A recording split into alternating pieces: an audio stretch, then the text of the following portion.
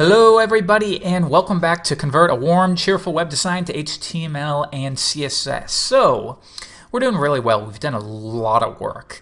We've done pretty much the whole basis for the entire site.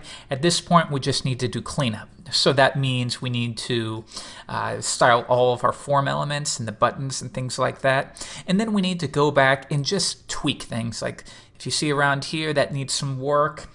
We need to add our typography, make that look a little bit better. Just make sure everything lines up a little bit more than you can see right here.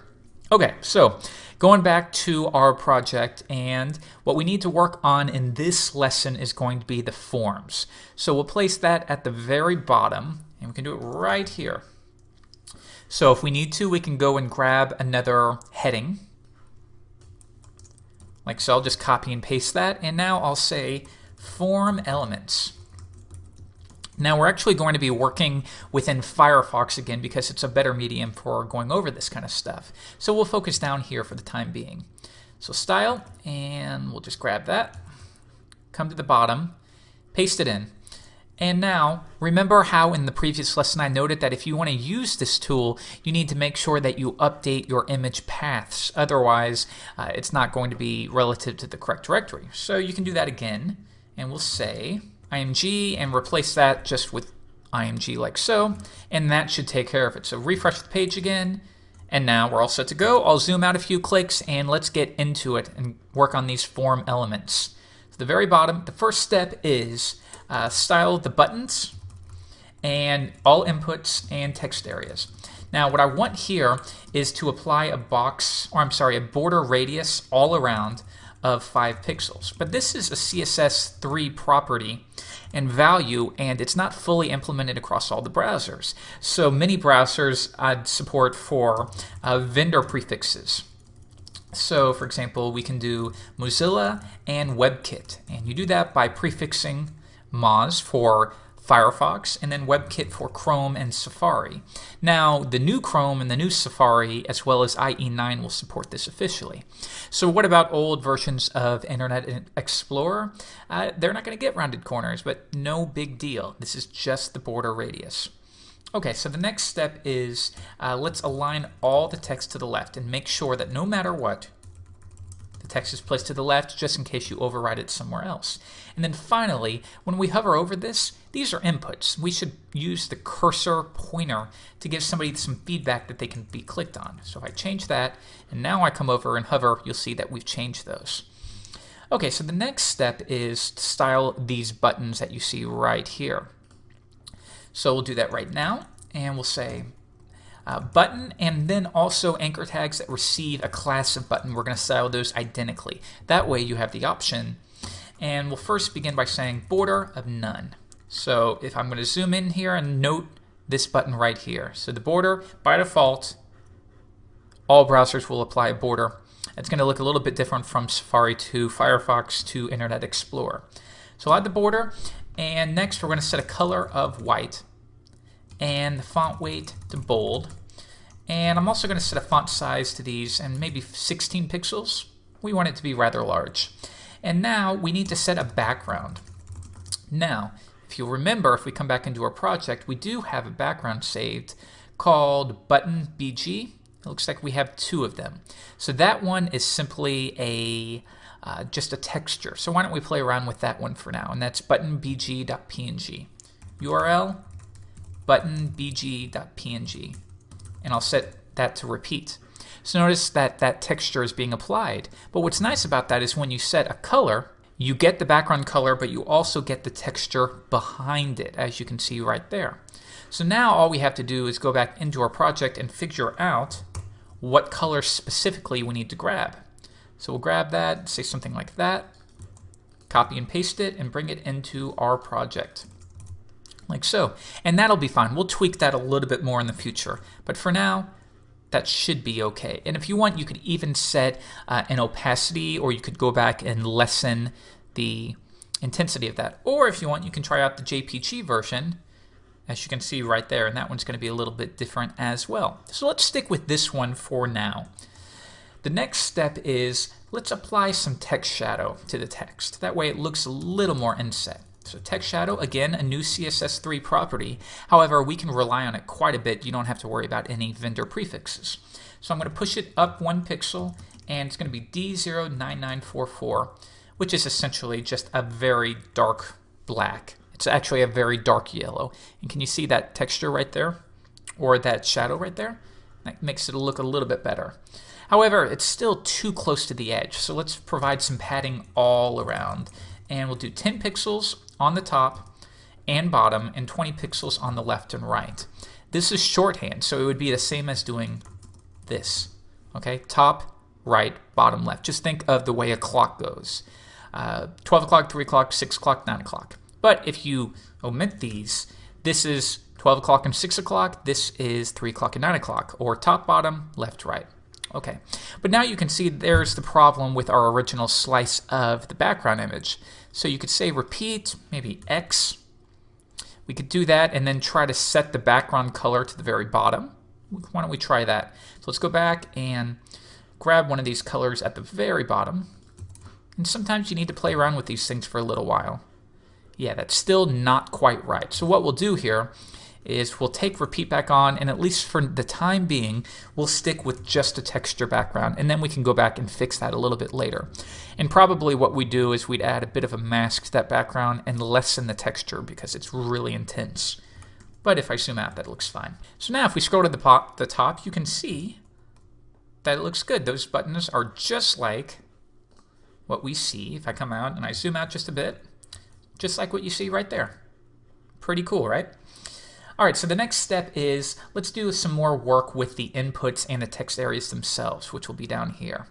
So we'll say input text area. And we'll begin by providing a background color, and that's going to be F8EEDF. Now what that's doing is it's applying the background color that we can grab. There we go. It's grabbing the background color right here. Okay, and again, just simply grab it, grab that color, and paste it into your document. All right, so the next step is to provide a border. So let's go in, take a look, and can you see that a border has been applied to each of these elements? So copy that, come back, border 1 pixel solid, and paste that in. Let's zoom back in here. There you go. Okay, but now we need some padding. So we'll apply, 10 pixels if we measure it from the PSD, and that'll apply 10 pixels worth of padding all around. Now we need to set a specific color as well, and that's going to be 247184, and that's going to be that green, or not green, but more of a bluish color. If I zoom out, it should show up. There you go. That color right there. Now the final step is the inputs need some margin on the bottom. So we'll say margin bottom of 15 pixels. That way they each have a good bit of breathing room. Okay, but now there's a couple of things here. Notice how project details and timescale, those have a higher width. So if I want to measure that, you can see that it's roughly around 270 pixels, right? All right, well, let's specify that then. And to do it, well, we can override text area. And I can say width is 270 pixels. All right, and that's going to push that one out. But we also need a way to target time scale. So let's go back into index.html, and let's go to the bottom. Input ID is time scale. We've already applied one. We could also have given it a class if we needed to, but in this case, it's fine. We'll just target directly with an ID, since it's kind of a unique situation. And now both of those have a specified width. So the final step is to the text area. We need to override that and give it a height here, and this is somewhat of an arbitrary height. You can measure it in the PSD, but you could give it a height of around 130 pixels, and that should be enough for this free rate quote. Now, notice how when I hover over these buttons or I click on them, nothing really changes. It's very difficult to note that anything's actually happening other than the cursor. So let's provide a little more feedback, and we'll provide hover effects. So we'll say when you hover over an input, and we also need to say when you hover over a text area, and also when you hover over a button. Each of those are unique elements. And then we also need to say, what about when you focus? And focus is when you click on something. So when you focus on an input is when you click on it, it's now going to receive the styling from the focus pseudo class. So we'll do the same thing, text area, focus, button, focus. And here we'll say a background, or I'm sorry, a WebKit box shadow. And we're going to give it 2 pixels worth of blur and a color of 061B20. So now watch, we are in Firefox. So let's duplicate this and take care of the Mozilla form. So let's try it out. Hover over it.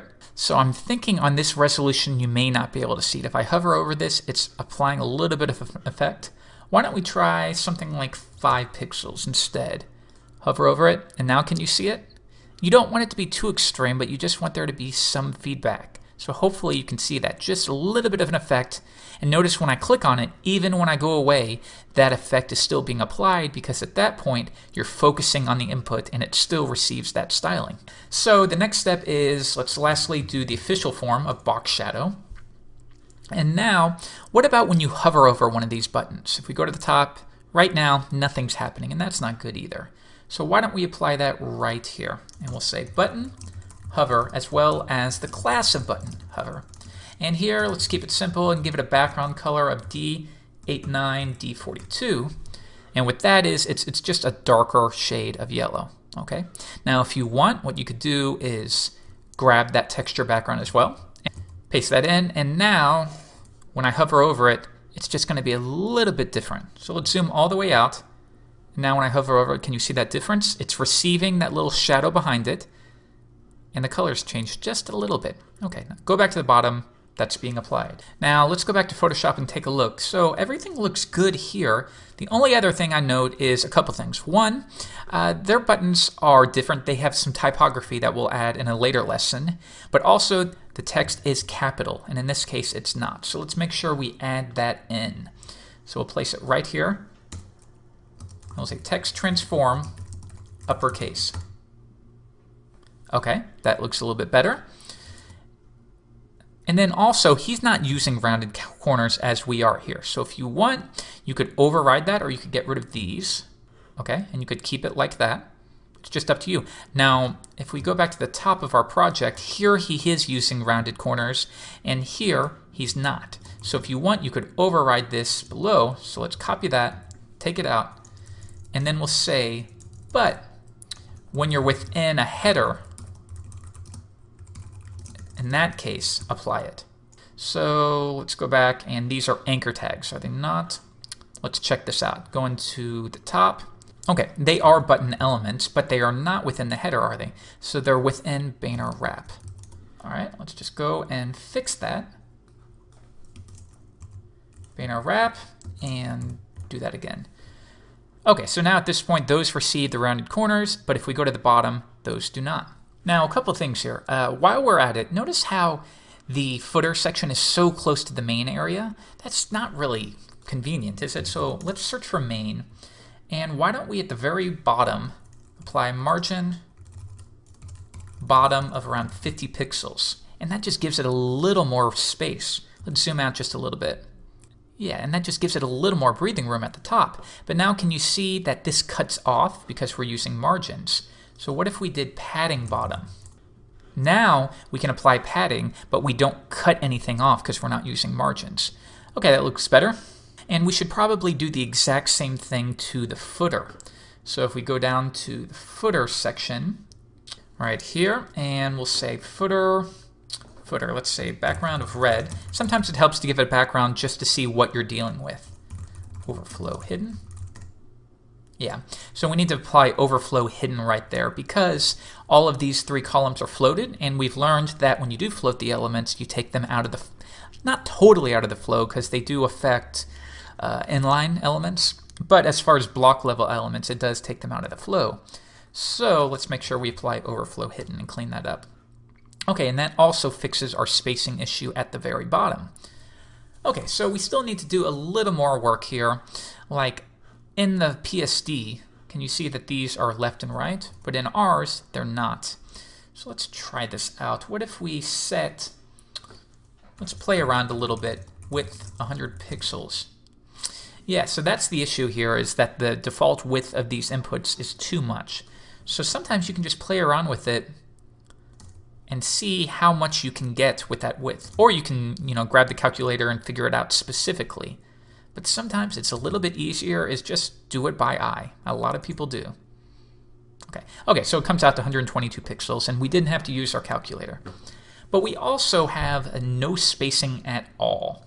So if we set margin right 10 pixels, or not exactly, because we could grab this email input directly and remove its margin right, but otherwise we'll just, once again, just kind of do it the lazy way and figure it out. Now, this is going to affect all inputs. So if you want to say type